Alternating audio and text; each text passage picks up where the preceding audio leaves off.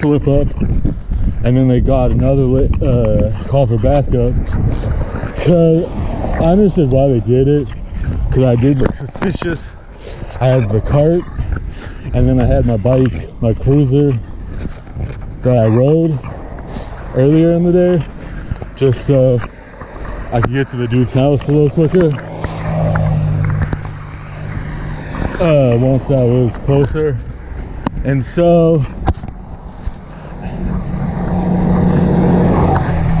the lady cop was nice. She liked my front tire, my blue one that's appeared many times. But the other two cops kept trying to trip me up because they thought I stole my own bike, and I kept telling them, it's my bike. I just bought this bike. I saw it on Craigslist. I rode that bike to the bus, and then after I got off the bus to the dude's house.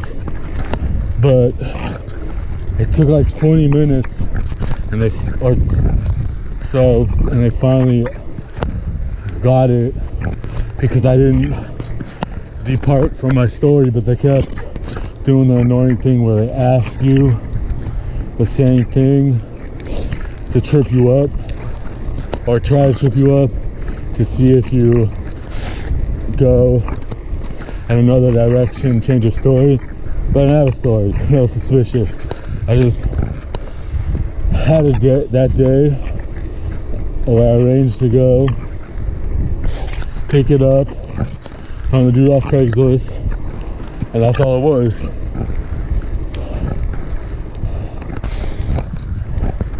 But I said, you know, I just bought some dude from Craigslist. I almost got the ad out, or the emails out, but then right before I could do that, they finally just stopped caring once they realized I was sticking to my guns. And then plus, after they read my ID, they kept me talking while they waited for that too, so that was part of it. But once nothing came back on my ID, they finally eased up. It was mostly annoying because my parents were in New York, so I was watching the house,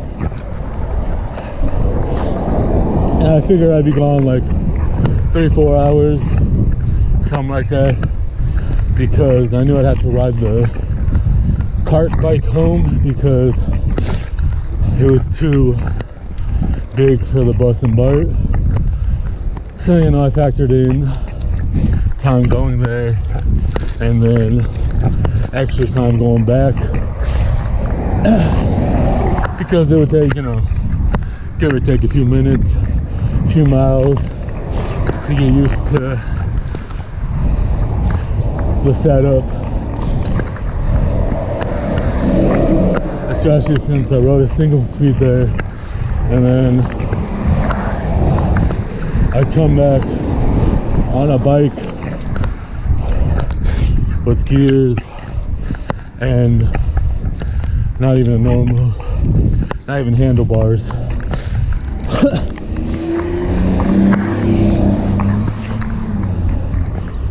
I'll show you sometime in another video. I need to get a fit. I need to find the non-broken wheel. I broke one of the wheels. I was using one of the front wheels as a spare on another bike, but I lost my footing in my front yard and it bent. And then I ended up, when I replaced it, I got a free one because I paid for it, but the bike shop I got it from refunded me because they thought FedEx lost it, and then I told them either right before it came or once I got it. I was like, well, I mean, you don't have to cancel it, I can just wait. Since I sometimes have problems, like I mentioned with my package from Monday, I also had the same happen with FedEx packages, so I was like, oh, it's not that big of a deal, I can just wait it out. Mostly because I wasn't using it for a bike I was using, so it was just to fix the cart bike so I could eventually sell it once all the wheels had tubes and tires.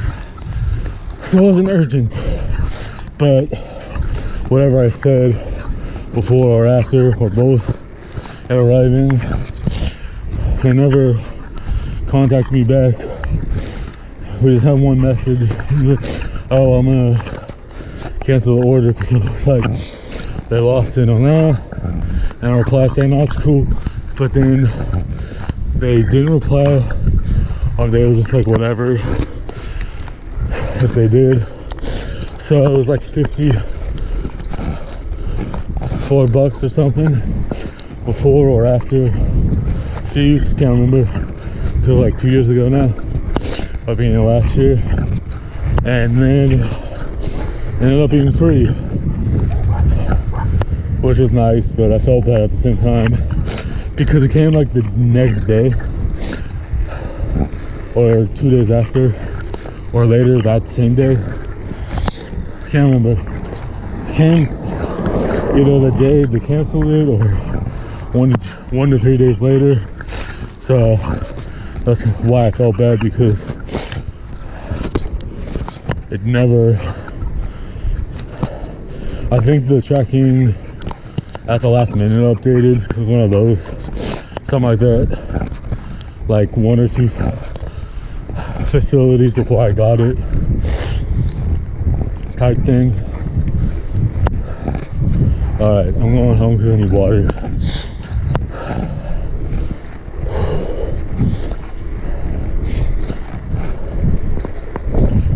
Over here huffing and puffing for no real reason.